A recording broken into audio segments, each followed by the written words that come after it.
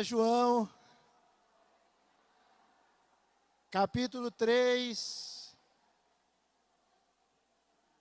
verso 24.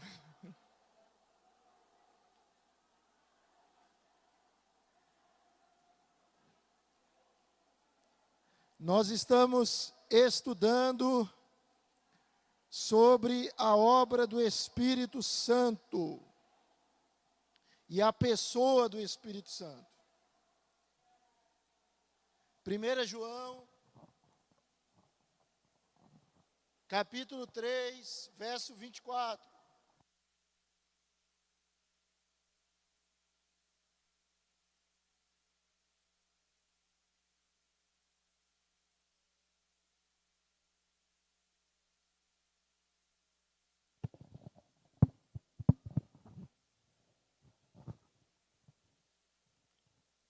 Primeira João 3, 24. Quem achou, diga amém. Quem não achou, diga misericórdia. Okay. Veja bem, nós estamos estudando sobre a obra do Espírito Santo. A gente trabalhou várias coisas, aí nessa nossa sequência agora, nós falamos várias coisas sobre o que o Espírito Santo faz no crente.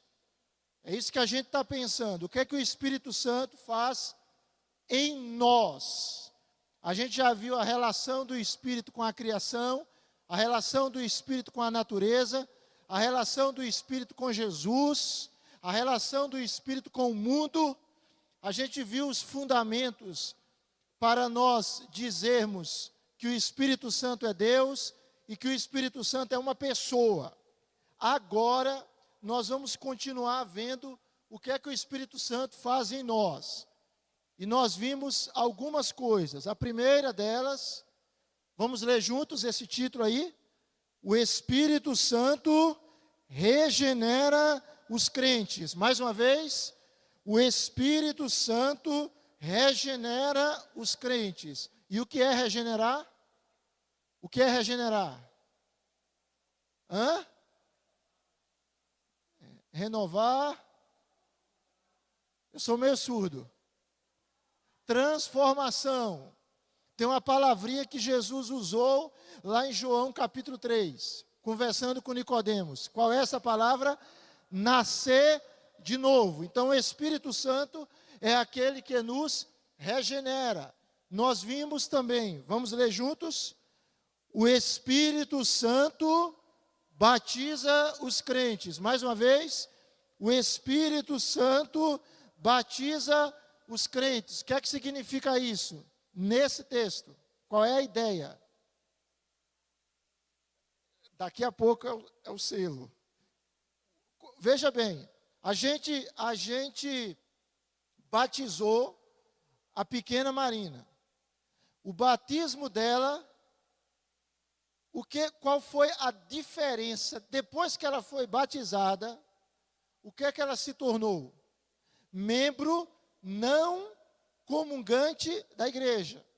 Então, o batismo com água, ele nos introduz na igreja visível. A igreja visível e a igreja invisível. O que é a igreja visível? Nós. E o que é a igreja invisível? Esperamos que seja nós também. Não é? A igreja visível somos nós. Em que sentido? Aquilo que Cirlane falou. Quarta igreja, Assembleia de Deus, Batista, etc. A igreja que pode ser vista. Então nós somos a igreja visível. E o que é a igreja invisível? A igreja invisível, esperamos que nós também sejamos. A igreja invisível é a composta de todos os verdadeiros crentes, todos aqueles que foram regenerados. Porque na igreja visível existe, usando a linguagem de Jesus, o trigo e o joio. Existem os verdadeiros crentes e, infelizmente, os falsos crentes. Então, a igreja visível é essa igreja. é todas as igrejas que professam ser cristãs. E igreja invisível são aqueles que estão dentro dessa igreja visível e que verdadeiramente são crentes. Por isso que eu disse, né? Esperamos que todos nós também sejamos igreja invisível. Mas vamos voltar para aqui. Então, o batismo com água introduz a pessoa na igreja visível. O batismo pelo Espírito Santo introduz a pessoa na igreja invisível.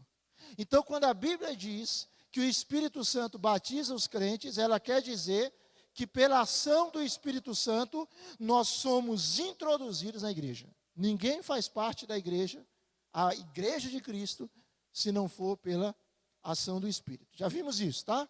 Vamos lá. Terceiro, a gente viu também que o Espírito Santo sela os crentes. Vamos dizer juntos? O Espírito Santo sela os crentes. O que é que isso significa? Garantia. Nos tornamos propriedade exclusiva. Selados. Nós vimos que o selo envolve 3 coisas. Quem lembra? Esse estudo está no e-mail de vocês. Se não tiver no e-mail de vocês, procurem Cirlane, que ela resolve todos os problemas de vocês, falando em português ou falando em espanhol. Tá? Veja, nós vimos que o selo do Espírito envolve 3 coisas. Primeiro, autenticidade, posse e proteção. A gente viu isso. Então, quando a Bíblia diz que nós somos selados pelo Espírito, ela quer dizer que nós somos autênticos filhos de Deus, somos propriedade de Deus e somos o quê? Protegidos, guardados por Deus. Tá? É essa a ideia. A gente já viu isso também. Tá bom? Só revisando. Seguindo. 4º lugar, vamos ler juntos. Opa. Cadê? Responda. Aqui. 4º lugar, vamos ler, irmãos, por favor. O Espírito Santo é a garantia de salvação dos crentes. E aí nós temos a palavra penhor. O que era penhor nessa época? Quando o texto diz que o Espírito é o penhor da nossa herança. O que era o penhor? Uma garantia. O primeiro pagamento que garantia que todo pagamento seria feito. Quando a Bíblia diz que o Espírito Santo é o penhor, ela quer dizer que a presença do Espírito Santo em nós é a garantia de que Deus vai concluir a obra dele em nós. Não vai deixar a obra dele pelo caminho. Ele vai fazê-la até o fim. Quem garante isso? O Espírito Santo, tá? Aí nós vimos também, olha o tanto de coisa que a gente já viu, que o Espírito Santo, vamos ler juntos, transforma o corpo dos cristãos em santuário de Deus. Quem é a casa de Deus, irmãos? Somos nós. Não são essas paredes. Essas paredes, esse ambiente é o espaço onde o povo de Deus se reúne. Mas a casa de Deus é cada cristão. E nós vimos também,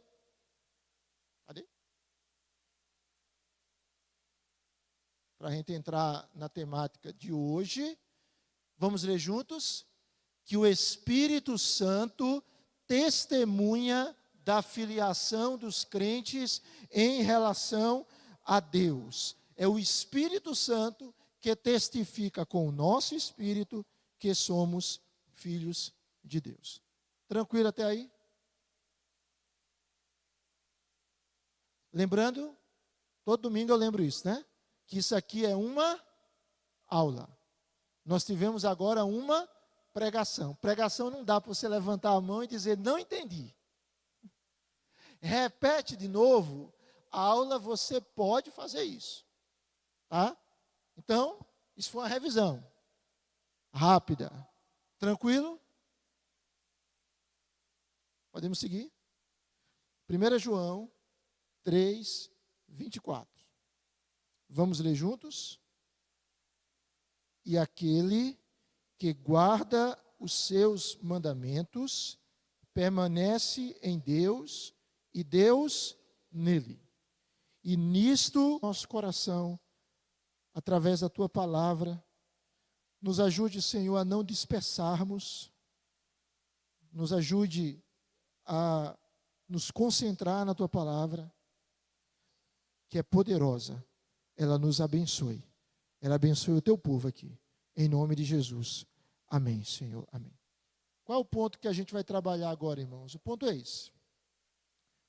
O Espírito Santo, ele é a garantia de que nós temos comunhão com Deus.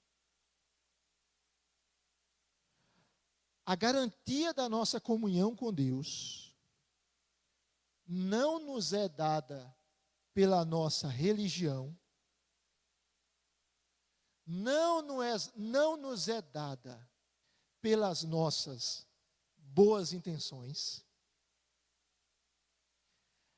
A garantia da nossa comunhão com Deus nos é dada pela presença do Espírito Santo em nós. Veja um outro texto, também escrito pelo apóstolo João. Olha o que João diz. 1 João 4,13. Nisto conhecemos que permanecemos nele. Nele quem? Em Deus. E ele em nós. Como é que a gente conhece que a gente permanece nele e ele em nós? O texto diz: em que nos deu do seu Espírito. O que implica a permanência do Espírito Santo em nós? Não é uma visita. Alguém foi lá na nossa casa, nos visitou, almoçou, jantou, desconhecido. Aquele sofá fica ali, poeira, e serve para tirar uma foto, né? Embeleza a casa. A presença do Espírito Santo em nós não é isso. Ele está aqui. Qual é a diferença que ele faz? Aqui. Não. Eu queria que nós entendêssemos o seguinte, que a permanência de Deus nos crentes é o que? O texto aí diz, eu coloco, a permanência do Senhor nos crentes é seu governo sobre eles. É seu governo. E como é que o governo de Deus se traduz sobre nós? Se traduz em obediência aos mandamentos. Então, como é que eu sei que Deus permanece em mim e eu nele? Como é que eu sei que eu estou em comunhão com Deus? Pela presença do Espírito Santo. E como é que eu sei que o Espírito Santo está em mim? Quando essa presença do Espírito Santo se manifesta em um comprometimento da minha parte de obedecer aos mandamentos de Deus. Por quê?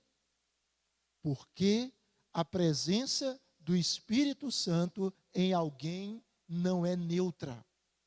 Quando o Espírito Santo está em alguém, ele faz uma diferença radical na vida da pessoa. A prova irrefutável de que Deus permanece em nós e de que nós temos comunhão com Deus é a presença do Espírito. E a expressão da presença do Espírito em nós é o Espírito em nós. É o Espírito em você que vai nos dar um desejo e um compromisso de obedecer a Deus. Como é que eu sei que Deus me governa? Eu sei que Deus me governa, porque Ele habita em mim. E a presença dEle em mim me vivifica, me regenera, me transforma, me domina, me guia. Alguma dúvida?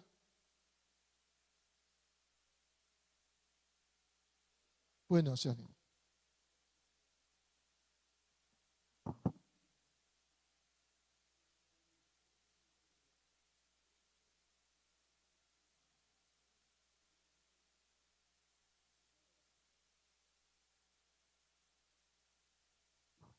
A senhora Aline está falando sobre o brilho no rosto da pessoa que tem o Espírito Santo. Exatamente.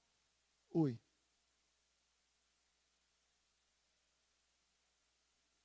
Frutos.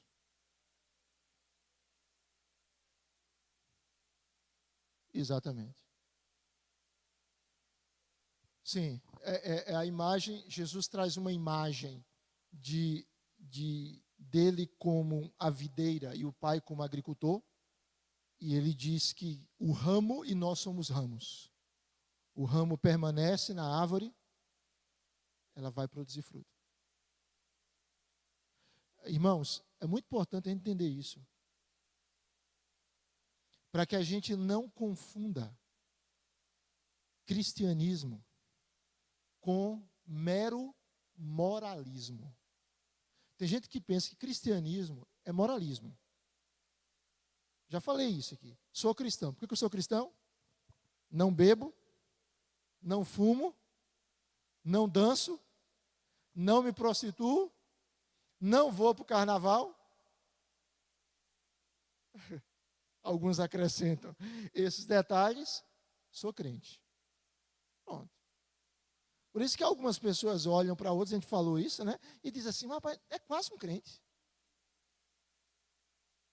Mas a gente precisa entender que ser crente vai resultar em posturas, é claro.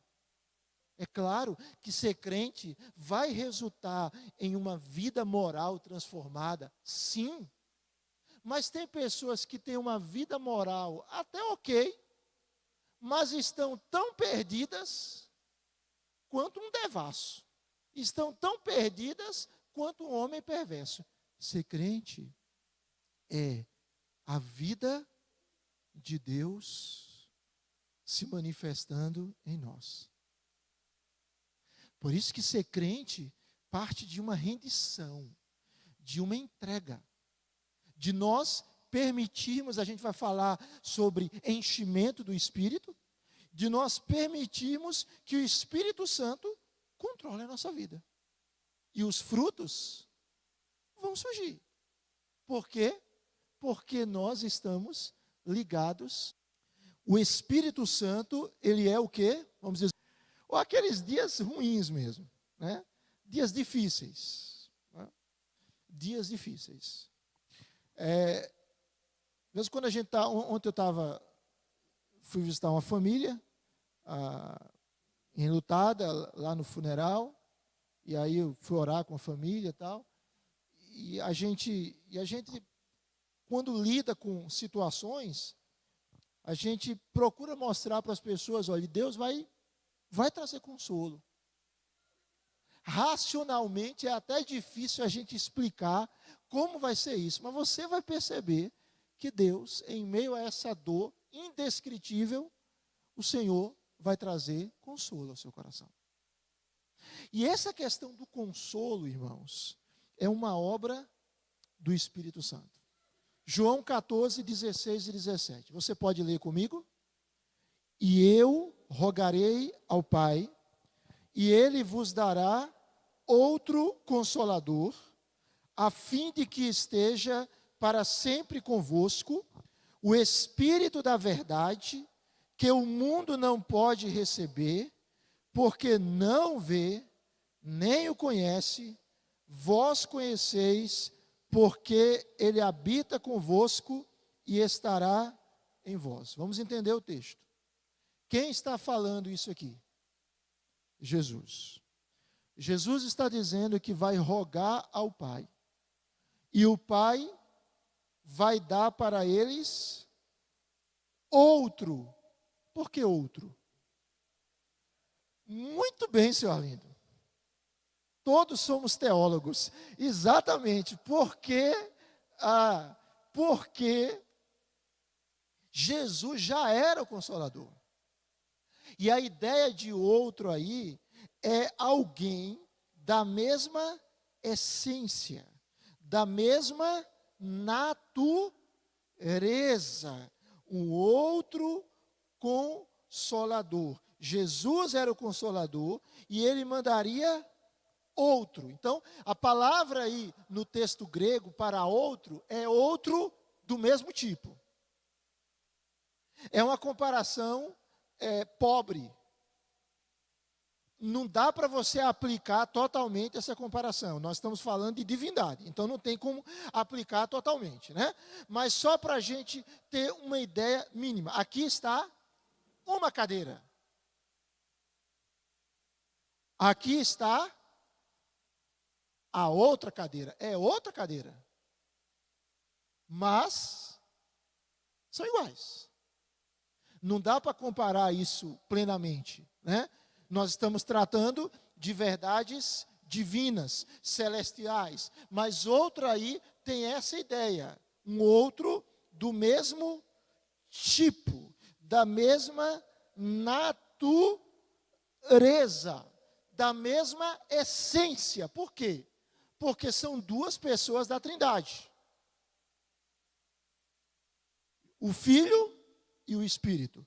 E esse outro dará, e o Pai iria dar outro Consolador, aquele que tinha a mesma natureza de Jesus, a mesma natureza do Filho. O que significa essa palavra aí, Consolador? Alguém sabe? Tem até o microfone aqui, olha, para vocês falarem no microfone, não é bom? O sonho da grande maioria das pessoas é falar com o microfone, né? É um instrumento de terror para muitos. Pois não, senhor Arlindo?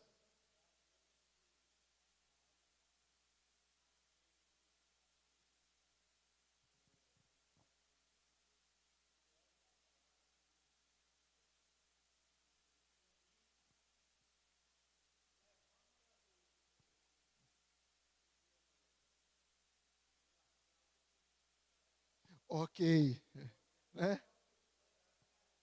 Certo, exatamente, aquele que dá o suporte. A palavra, exatamente, a palavra literalmente aqui, a expressão que o termo grego usa, que nós traduzimos por consolador, o que é o consolador? É alguém, presta atenção nisso, chamado ao lado para ajudar. Alguém chamado ao lado para ajudar. É a ideia de encorajador, exortador. Então, o que Jesus está dizendo? Se você for para Mateus capítulo 28, Jesus está se despedindo dos discípulos e nós temos ali a grande comissão. No verso 20, Jesus diz: eis que estou convosco todos os dias até a consumação do século. Imagine a cena. Vamos imaginar, você está numa rodoviária ou num aeroporto, se despedindo de alguém. E a pessoa lhe dá um abraço, vai embora e diz: olhe, um dia eu volto. Não lhe posso revelar quando, mas um dia eu volto. Mas eu estou com você todos os dias, até a consumação do século. Como é que eu estou indo embora e digo que eu vou estar com a pessoa até a consumação dos séculos? Como é que Jesus estaria com seus discípulos até o fim, se ele estava indo embora? Pelo Espírito Santo, pelo outro Consolador, alguém da mesma natureza. Aí o texto vai dizer, então, que esse Espírito estará para sempre com os discípulos, o Espírito da verdade, que o mundo não pode receber. Quem é o mundo aí? Nós estamos no mundo ou nós estamos em outra esfera? Estamos no mundo. Quem é o mundo que não pode receber o Espírito? Os não regenerados. O mundo, os não regenerados, aqueles que não são cristãos, eles não têm o Espírito. Mas esse Espírito vocês conhecem porque ele habita convosco e estará em vós. Lembra que a gente estava discutindo essa questão? O Espírito Santo estava presente ou não está? Veja, e que eu falei sobre alguns aspectos. Veja que Jesus diz, o Espírito, ele está com vocês. Mas ele estará com vocês. Ele está ou ele estará? Ele está e ele estará. Ou seja, o Espírito já era presente nos discípulos, mas o Espírito não residia permanentemente nos discípulos. Na nova aliança, na nova era que Deus estabeleceu, pós-Pentecostes, o Espírito habita em nós. Então, oi Denise.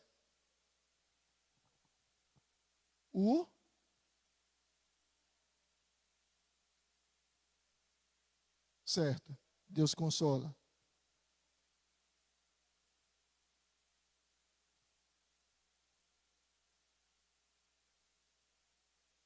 Certo. Veja bem. Certo. Veja bem, existe a graça especial e a graça comum. A graça especial é a graça regeneradora. E o que é a graça comum? É a bênção de Deus sobre determinadas pessoas, mesmo elas não sendo salvas. Eu conheço muita gente, você também conhece, muito abençoado, e não são salvos.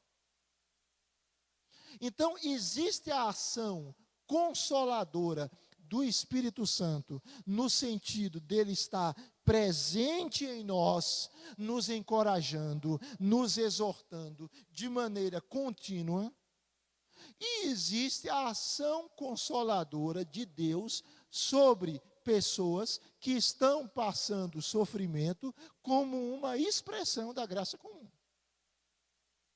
Entendeu? Então, Deus, soberanamente, Ele pode consolar pessoas, mesmo não sendo esse consolo conectado à obra da salvação. Ele pode consolar pessoas em meio à dor, mesmo não sendo esse tipo de consolo. Tá certo? Não há dificuldade. Porque Denise está perguntando, pastor, eu estou no funeral e a pessoa não é nascida de novo. Como é que eu posso dizer para ela que Deus consola? Se esse texto está falando do Espírito Santo. Porque aqui está falando de um tipo de consolo específico. E é um consolo muito mais amplo do que chegar para a pessoa e dizer, olha, fica firme aí, viu? Essa dor vai passar. É muito mais do que isso. Veja aí, o Espírito Santo anima os que se encontram frustrados, prostrados, fortalece aqueles que estão desvalidos, encoraja os fracos, enxuga as lágrimas dos que choram, alegra os corações tristes e desafia os desmotivados. Veja bem,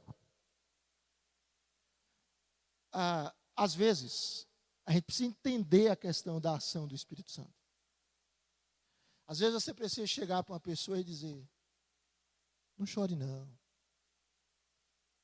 Isso vai passar. Mas às vezes você precisa chegar para a pessoa e dizer, mude postura, sua postura está errada. Tem momentos que a gente abraça, chora, e tem momentos que a gente diz, para de viver assim. Tem momentos que a gente ajuda alguém chorando com ela. Tem momentos que a gente ajuda alguém dizendo, você precisa mudar. Né? Ó. Tem momentos que nós auxiliamos alguém, dizendo, você está errado.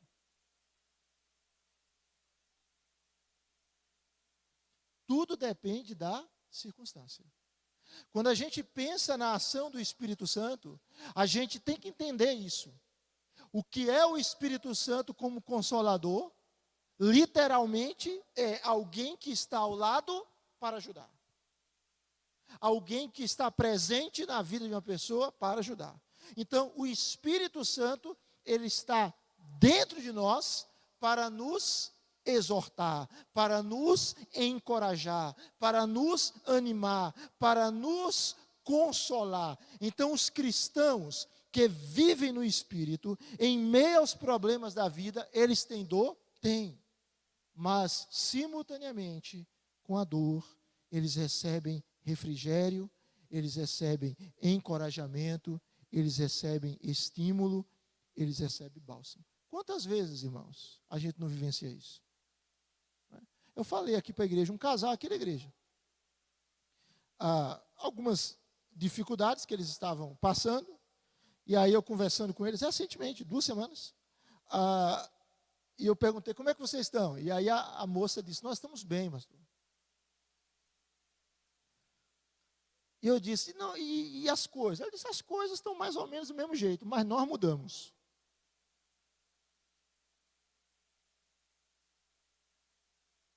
Porque às vezes, irmãos, não são as circunstâncias que precisam mudar. Vai haver um momento que as circunstâncias precisam mudar. Mas nós precisamos mudar. Então, Jesus está falando aqui para um grupo que enfrentou muitas lutas, irmãos. Tem uma expressão aí que é usada, eu nem conhecia essa expressão, né? Do crente raiz e do crente Nutella, né?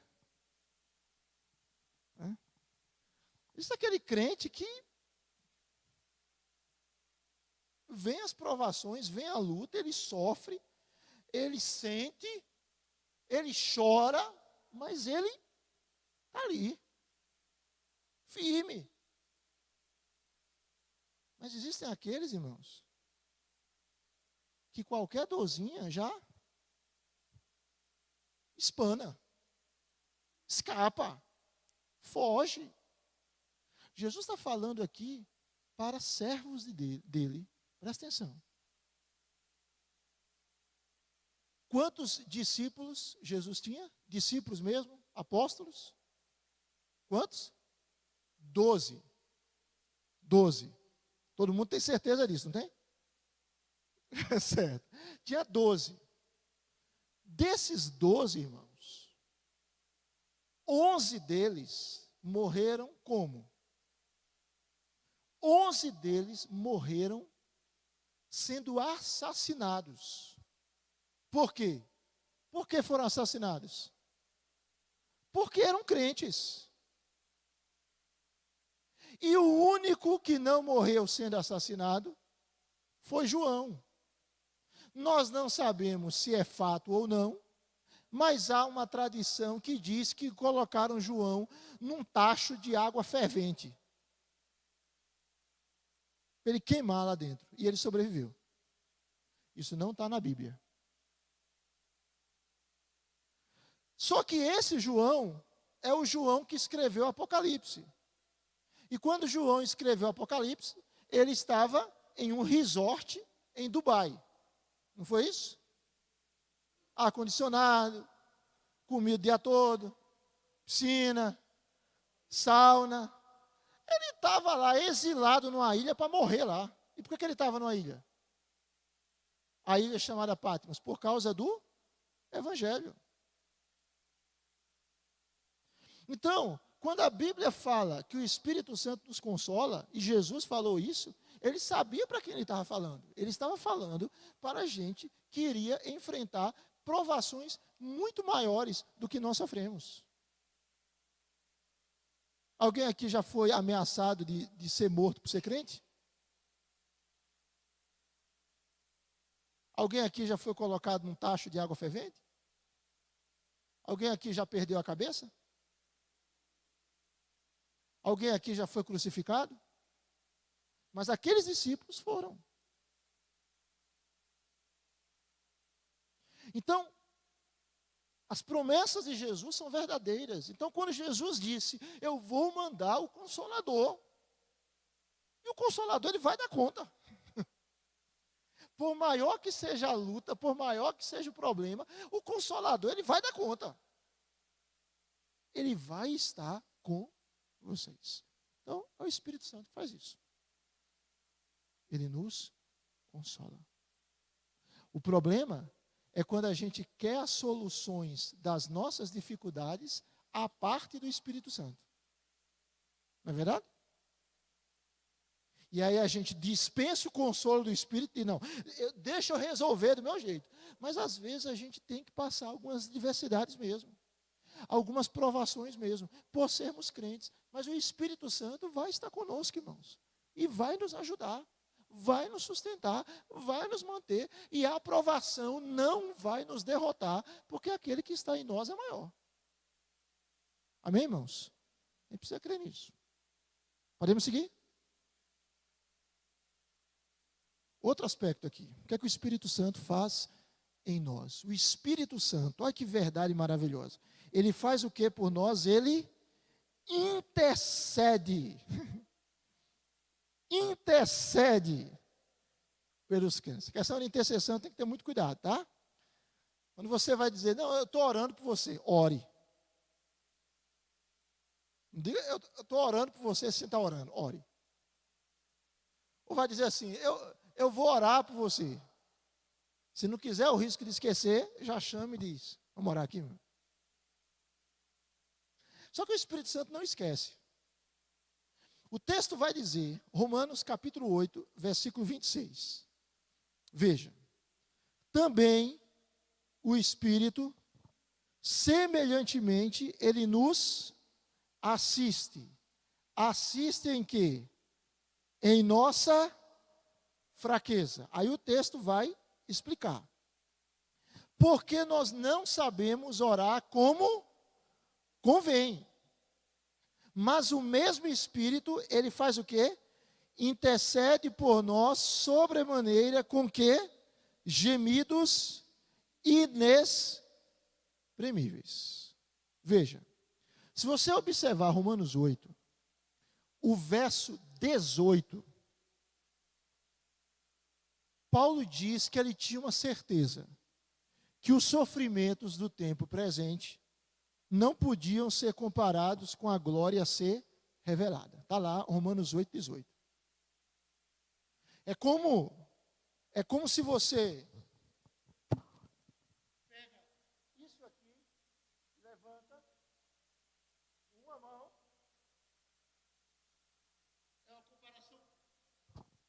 É uma comparação pobre, tá?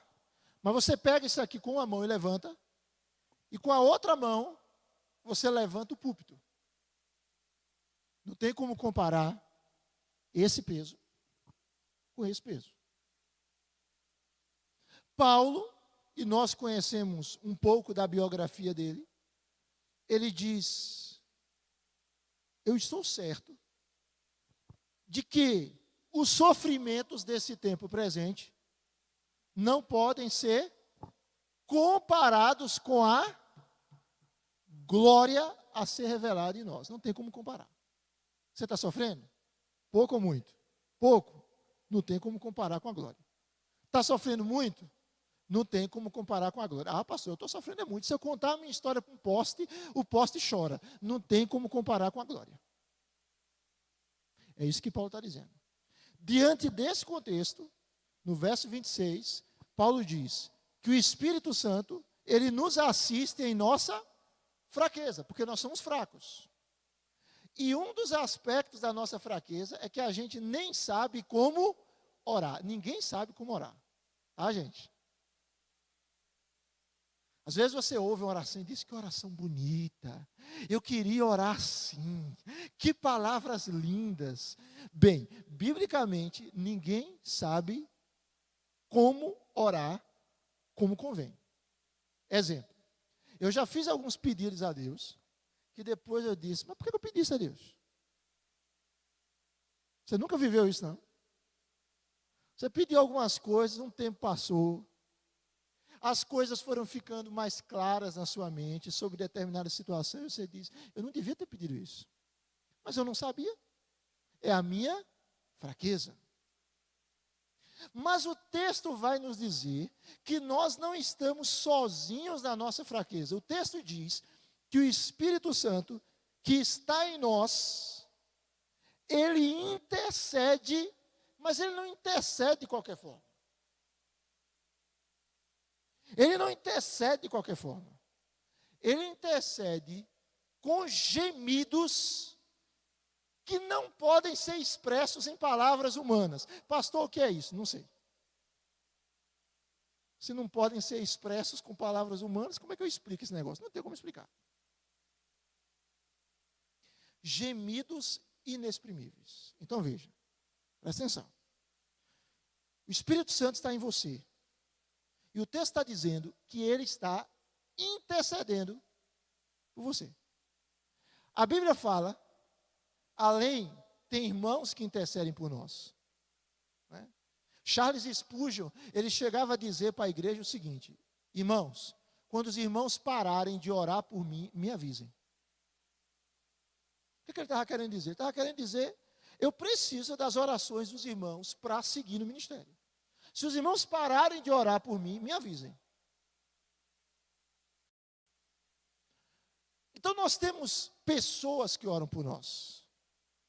Só que às vezes, existem pessoas que, o texto está dizendo que o Espírito Santo, ele intercede por você. Existem coisas que a gente pede a Deus e Deus não atende. Por que Deus não atende? É porque Deus é mau? É porque Ele é bom que não atende. Porque Ele diz, a minha vontade para você não é essa aqui. Sim, não e espere, né? Veja, existem orações inadequadas e Deus não atende. Mas as orações do Espírito Santo, elas são... A Bíblia diz que nós temos 2 intercessores celestiais. Olha que pergunta fácil. É muito fácil. Você só tem 3 opções de resposta. São 3 pessoas. Existem 2 que intercedem por nós. Se você observar Romanos capítulo 8. Irmãos, eu vou falando e eu falo mesmo. Se você não entender, levante a mão. A minha pergunta é idiota. Não é idiota. A sua dúvida é importante. Romanos 8:34 fala de alguém que intercede por nós. Quem é que intercede por nós, de acordo com Romanos 8:34? Jesus. E onde é que Jesus intercede por nós? À direita do Pai. Então, é uma intercessão legal. Jesus aqui, ele é o nosso advogado. Aqui, Dona Eda, Vinícius, vários advogados que a gente tem na igreja. O que o advogado faz? Ele é aquela pessoa que luta pelo cliente dele. Ele intercede pelo cliente dele, ele defende o cliente. Jesus aqui, ele é apresentado como um advogado que está junto ao justo juiz, que mandou o advogado para morrer por nós e que está intercedendo. É um intercessor legal, direto. Mas nós temos um intercessor existencial. E quem é esse intercessor existencial? É o Espírito Santo de Deus. Gente, nós temos 2 pessoas da Trindade intercedendo por nós.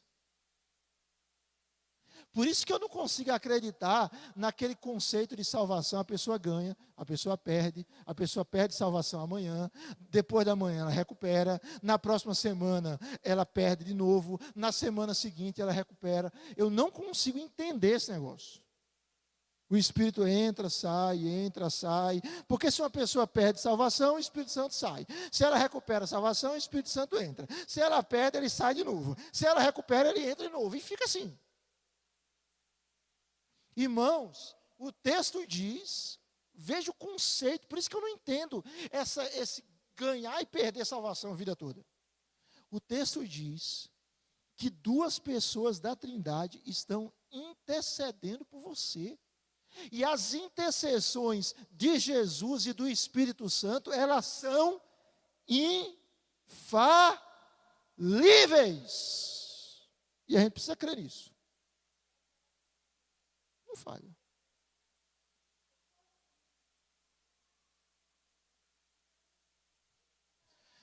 Exatamente. Eu estou seguro. Eu estou seguro. Veja, às vezes a gente faz perguntas para Deus, né? Deus, por que o Senhor não faz isso na minha vida? Deus, por que isso deu errado? Deus, por que isso não acontece? A gente precisa acreditar, irmãos, que o plano de Deus para nós é perfeito. E o amor de Deus por nós é real e é incondicional. Eu já contei isso no mínimo 2 vezes aqui na igreja. Mas eu conheci um rapaz, ele é de uma igreja presbiteriana em Brasília, um cego chamado Walter, um excelente cantor. Eu tenho alguns CDs dele, uma voz belíssima. E certa feita, ele orando a Deus, ele teve um problema, ele teve uma paralisia quando era bem pequeno, depois ele teve uma meningite com 13 anos de idade, depois, quando ele estava fazendo direito, ele teve uma intrapressão craniana, aproximadamente entre 19 e 21 anos de idade. Tem muito tempo que eu tive contato com ele, e ele compartilhando, dando testemunho disso na igreja. Ele já veio aqui, acho que nessa igreja, há muito tempo.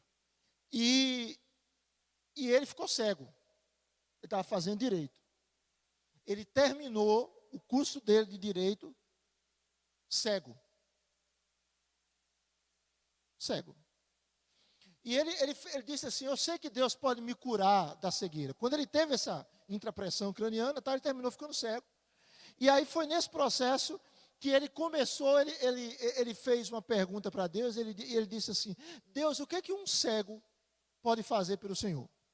E é como se ele ouvisse a resposta no coração dele. Um cego não pode fazer nada por mim, mas eu posso fazer muitas coisas através de um cego.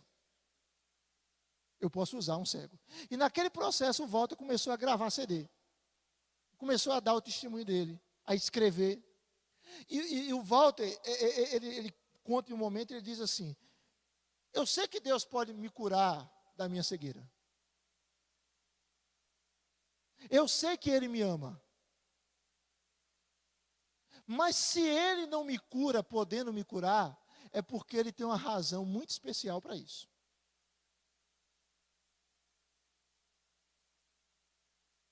Pense na figura de um pai, de uma mãe, que pode dar algo para o filho e não dá, podendo dar.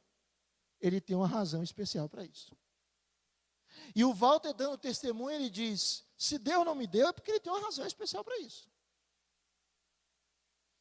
E aí ele diz assim, mas a Bíblia diz que um dia todo olho verá o Senhor. E eu também o verei. E é um testemunho muito impactante. Eu chorei demais quando eu vi o Walter. Na verdade, eu passei muitos dias muito emocionado, muitos dias, muitos mesmo. Porque o testemunho dele era muito forte. Mas por que eu estou trazendo esse exemplo? Porque às vezes acontece coisas na nossa vida que a gente não entende. Mas a gente precisa crer no que Deus está dizendo. O Senhor está intercedendo por nós. E a nossa vida está debaixo do controle dele. E veja o que o texto fala. O texto nos mostra que a intercessão do Espírito, ela tem 3 características. Primeiro, é uma intercessão intensa. Ele intercede por nós, o que, irmãos? Sobremaneira. Segundo, é uma intercessão agônica, com gemidos inexprimíveis. E terceiro, é uma intercessão eficaz. Veja aí o verso 27. O que é que diz o verso 27? Aquele que sonda os corações sabe qual é a mente do Espírito, porque segundo o quê? Olha o texto. Segundo a vontade de Deus é que Ele intercede pelos santos. Então, a intercessão do Espírito por nós é segundo a vontade de Deus. Se a segunda vontade de Deus é o que, irmãos? Infalível, é eficaz. Tranquilo? Aí? Dúvidas? Pois não, senhor.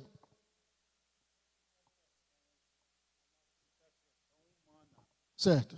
É poderosíssima também. Eu escutei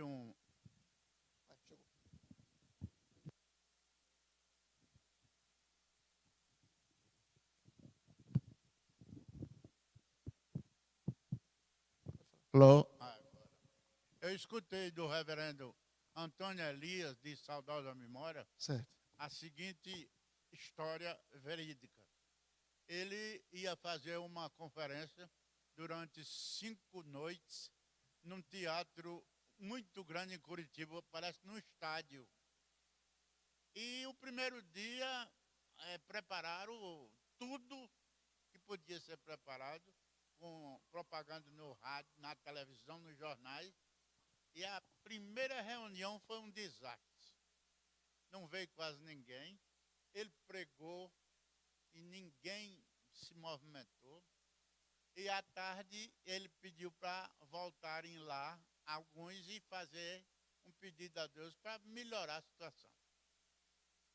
Fulano ora, fulano ora, fulano ora.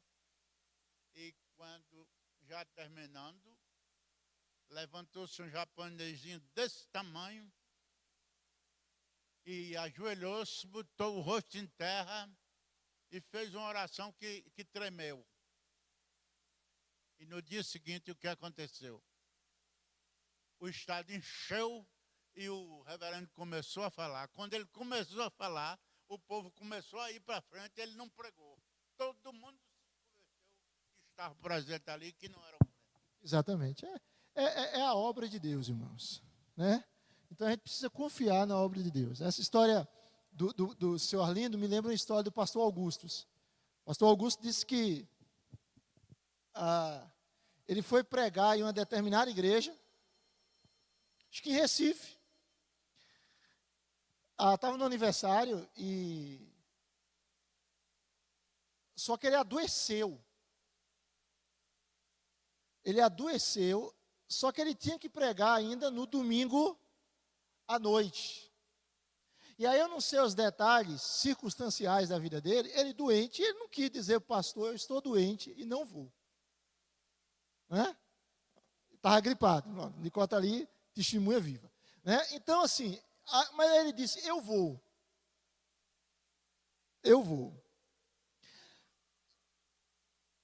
E aí ele resolveu pregar a devocional dele. Ele tinha feito, como todo crente deve fazer, um momento de leitura da palavra, meditação, e aí ele resolveu pregar a devocional dele no aniversário da igreja, no domingo à noite.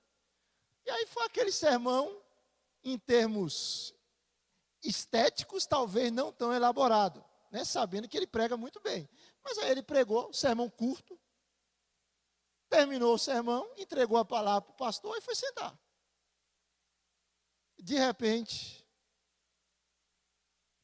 um diácono fica de pé lá na igreja. Imagine, numa igreja presbiteriana tradicional.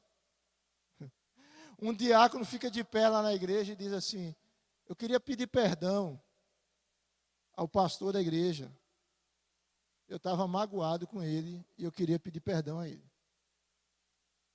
Aí, de repente, um outro irmão se levanta, ou seja, acabou a ordem litúrgica na igreja. E diz assim, eu queria pedir perdão a fulano de tal, porque eu estava magoado. E aí outro levanta, bem, o culto foi até meia-noite. Por quê? Porque o Espírito Santo quis soprar. E pronto.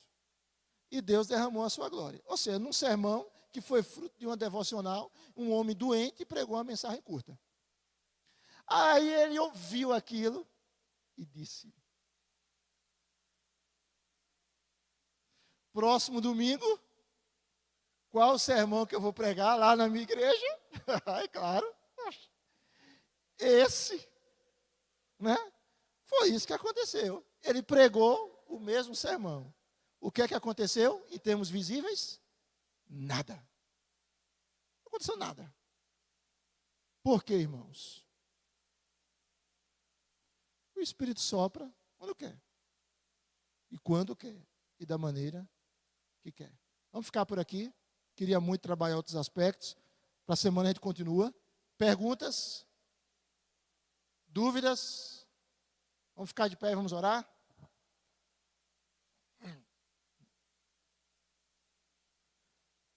Senhor, nós te damos graças por aprendermos sobre a tua pessoa.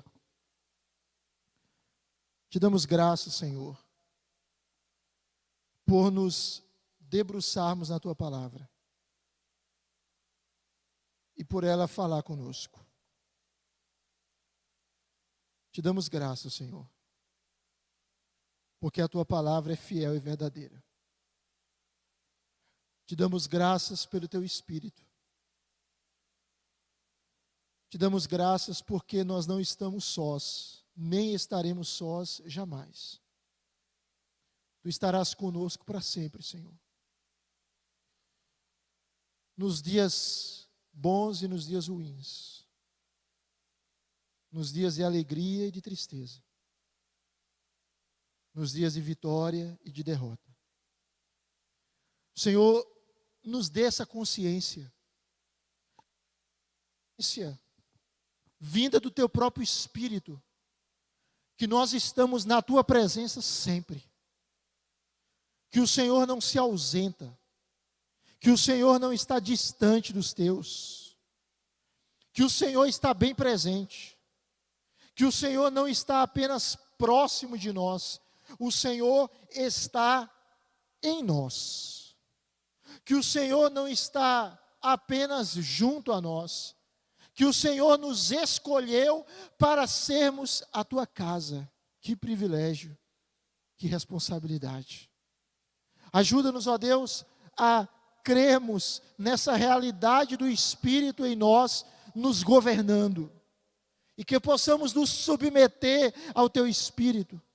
Essa realidade do Espírito em nós, trazendo conforto, consolo, encorajamento e exortação.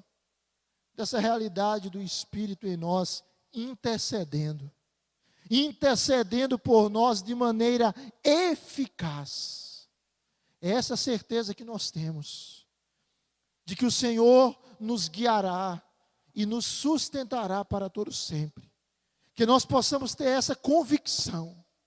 Nós estamos na presença do Deus Todo-Poderoso, do Deus justo, sábio, amoroso, que nos inseriu no seu corpo, na sua igreja, que nos batizou, que nos selou, que nos deu o penhor da nossa herança, até o resgate da tua propriedade, que somos nós, Senhor, para o louvor da tua glória. Esse Espírito, que nós possamos ter a consciência desse Espírito, e que nós possamos viver uma vida cada vez mais rendida, conduzida, entregue a esse Espírito.